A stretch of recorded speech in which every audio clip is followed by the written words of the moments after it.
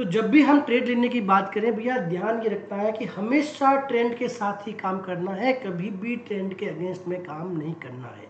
तो जो हमारे ट्रेंड है, हमें पता है कि 3 तरह के ट्रेंड हमें मार्केट में मिलते हैं। पहला जो ट्रेंड होता है वो अपर ट्रेंड होता है, अप साइड ट्रेंड होता है। सिंपल सा मीनिंग है, आपको किसी भी स्टॉक के अंदर अगर आपको अप साइड ट्रेंड मिल रहा है भैया, आपको हमेशा बाइंग पोजीशन बनानी है।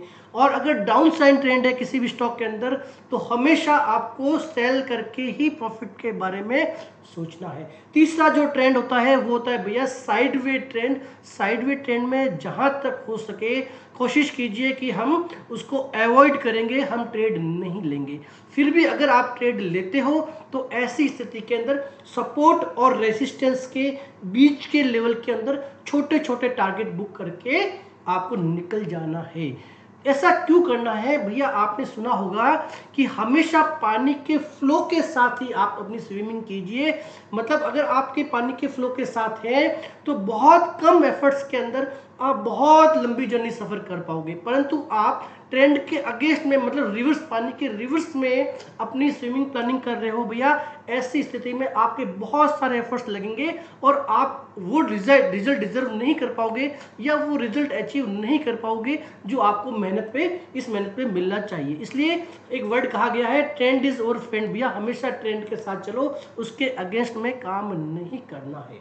अब एक बहुत मुद्दे की आपको एक बात बताता हूं कि बहुत सारी सिचुएशन का ये ट्रेंड फाइंड आउट कैसे करना है। तो ये जो ट्रेंड होता है ना भैया, ये सबसे मुद्दा है समय के आधार पे।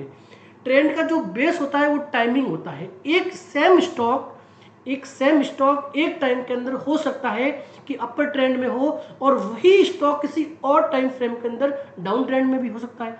तो हमें ये डिसाइड करना है कि हम किस टाइम फ्रेम के किस तरह के ट्रेडर हैं। मान लीजिए आप इंट्राडे ट्रेडर हो, तो हमारा जो टारगेट होता है कि भैया हम इंट्राडे में ही लेंगे, ड्यूरिंग द डे ट्रेड लेंगे, हमारा टारगेट आएगा या स्टॉप लॉस होगा, हम एग्जिट कर लेंगे। अगर आप डे ट्रेडिंग हो, यानी कि आप 2-3 दिन में एक बार ट्रेड लेते हो, ऐसी स्थिति में हमें किस टाइम फ्रेम के अंदर काम करना है। अगर आप स्विंग ट्रेडर हो, वीकली ट्रेडर हो, तो आपका बेस क्या रहना चाहिए, मंथली ट्रेडर हो या लॉन्ग टर्म इन्वेस्टर हो, तो आपके पास कौन से टाइम फ्रेम के अकॉर्डिंगली आपको डिसाइड में काम करना है, ये आपको जजमेंट करना है, ये आपको डिसाइड करना है। ठीक है, अब मैं बात करता हूं, जैसे निफ्टी की बात करें, एक ही स्टॉक 2 अलग अलग टाइम फ्रेम में भैया देखिए कैसे अलग अलग पिक्चर बताता है। अगर मैं निफ्टी की बात करूं और निफ्टी के अंदर मैं वीकली ले लेता हूं, वीकली की जगह चलिए मैं मंथली ले लेता हूं। ये मैंने निफ्टी के अंदर मंथली ले लिया। चलिए निफ्टी का अगर मंथली चार्ट देखूं तो देखिए ये हायर हाई बनाता जा रहा है और हायर लो बनाता जा रहा है। भैया अगर मैं ट्रेंड लाइन भी खींच लूं तो कहीं से भी मुझे डाउन ट्रेंड दिखाई नहीं दे रहा। ये देखिए आप, निफ्टी हायर हाई और हायर लो ये कैसे निकालते हैं ये भी आपको बताएंगे। तो हायर लो और हायर हाई बनाते हुए निफ्टी कंटिन्यू आगे बढ़ रहा है। यानी कि अगर मैं मंथली फ्रेम में बात करूं तो निफ्टी डेफिनेटली यहाँ पे कोई डाउट नहीं है, इस वक्त ये एक अप ट्रेंड के अंदर है। अभी इसी निफ्टी को मैं अगर डे के अंदर कर लेता हूँ, डे में कन्वर्ट कर लेता हूँ, ये ले लीजिए, मैंने बार चार्ट को कैंडलस्टिक पैटर्न को मैंने ले लिया।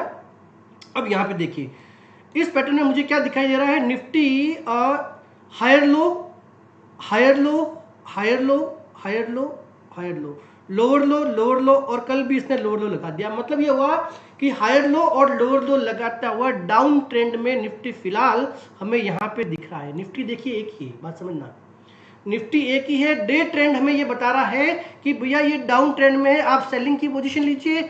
और मंथली ट्रेंड जो है हमें बता रहा है कि भैया ये वन साइड अप ट्रेंड में है। स्टॉक एक ही है, समझना मेरी बात, स्टॉक एक ही है, 2 अलग अलग टाइम फ्रेम अलग अलग तरह की ओपिनियन बता रहे हैं। तो हमें हमारी बाइंग की पोजीशन लेनी है या हमें सेल की पोजीशन लेनी है, ये टोटल ही इस बात पर डिपेंड करता है कि आप किस तरह के ट्रेडर हो।